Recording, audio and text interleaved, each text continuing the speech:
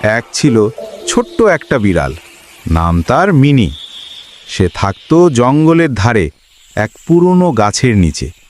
Mini সারাদিন দুধ খেত, মাছ খেত, আর বিকেলে রোদে গা পেতিয়ে ঘুমাতো।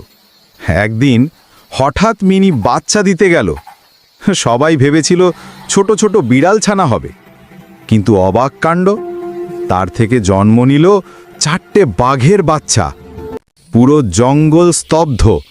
বাঘের বাচ্চারা মায়ের মতো দুধ খেত, খেলতো, আর মিনির কথা মতো চলত। কিছুদিন পর জঙ্গলের আসল বাঘ এলো। দেখবে কেমন করে এক বিড়াল বাঘের মা হলো। তখন মিনি হেসে বলল, আমি শুধু জন্ম দিইনি, ভালোবাসা দিয়েছি। ভালোবাসা থাকলে বাঘও মিষ্টি হতে পারে। সেই থেকে সবাই ডাকতে লাগলো তাকে জঙ্গলের মা।